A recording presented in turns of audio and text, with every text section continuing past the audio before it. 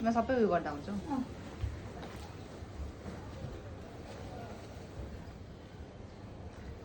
आयो त होला नि तिमी अलिक यसो यसो भनेर लगाइदिनु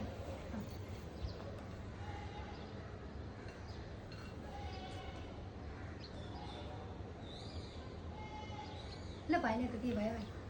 रेडी रेडी ल होइन त्यो टिका दुइटै हात गरिराख न तिमी हात गरेर हात अब बिस्तारै त्यो हात जरा